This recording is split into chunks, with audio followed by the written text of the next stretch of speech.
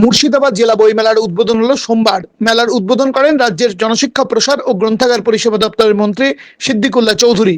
কিন্তু সেই উদ্বোধন মঞ্চে অনুপস্থিত ছিলেন শাসক দলের বিধায়ক সাংসদদের একটা বড় অংশ।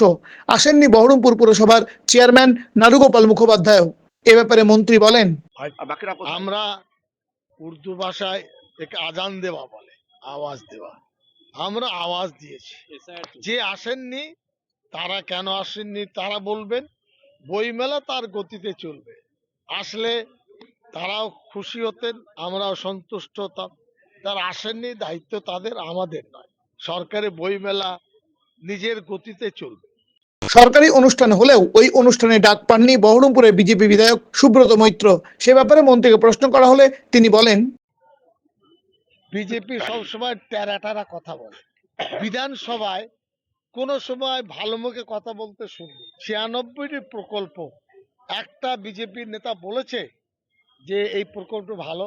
তার বাড়ি, তার মেয়ে, তার বৌদি, তার দিদিমা, কাকিমা, বিধবা, ছাত্র ছাত্রী সব উপভোগ করছে, উপভোক্তা। আর মুখে বলছে না। এখন আমাদের এখানে ডাকবো, ওই তেতো কথা বললে আমাদের তো মানে 12টা বাজবে না, পরিবেশটা দূষিত হবে। বিজেপিকে ডাকলে পরিবেশ দূষিত হবে। পরিবেশ দূষিত কারা করছে, আর যে বলেছেন তিনি কি করেছেন? 2000 করে মানুষকে বসিয়ে দিয়ে গোটা পশ্চিমবঙ্গকে অচল করে দেব। কি ধরনের মানুষ বসাবে? কোন সম্প্রদায়ের মানুষকে বসাবে বলেছিল? তা পরিবেশকে দূষিত যে করছে তার মুখে বড় বড় ভাষণ শুনতে আমি রাজি নই। আর পশ্চিমবঙ্গে গণতন্ত্র চলছে না, পশ্চিমবঙ্গে একনায়কতন্ত্র চলছে। সেই একনায়কতন্ত্রের যে নায়িকা, সে কোনোখানেই, কোনো দিনই, কোনো জায়গায় আমাদেরকে মানে ভারতীয় জনতা পার্টির বিধায়কদেরকে ডাকেন না। পুরোপুরি নির্দেশ দেওয়া আছে যে কোনো সরকারি অনুষ্ঠানে, প্রশাসনিক মিটিংয়ে, কোনো উন্নয়ন প্রকল্পে ভারতীয় জনতা পার্টির বিধায়কদেরকে ডাকবেন না। তাহলে পরিবেশ দূষিত কারা করছে আপনারা ভেবে দেখুন। আর যার মুখ থেকে এই কথা শুনেছেন আপনারা, সে কি করেছে সেটাও একবার উল্টে দেখে নেবেন।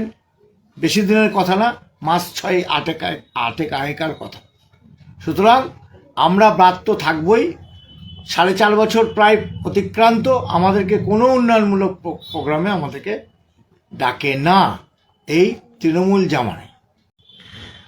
বিজেপি যারা বিধায়ক আছেন তারা এরকম প্রতিবাদ করেন, কখনো সরকারের কর্মসূচির প্রশংসা করে না, অথচ তারা বেনিফিশিয়ারি হিসেবে তাদের বাড়ির মহিলা থেকে বয়স্ক মানুষ সবার নাম আছে বলছেন মন্ত্রী সিদ্দিকুল্লাহ।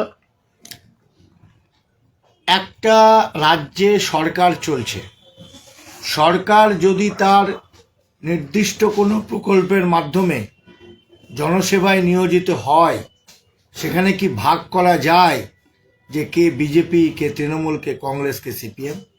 নিশ্চয়ই করা যায় না। তাহলে একমাত্র মূর্খ যারা নিজেদের ঢাক পেটাতে ব্যস্ত, তারাই এই ধরনের মন্তব্য করে বলে আমার মনে হয়।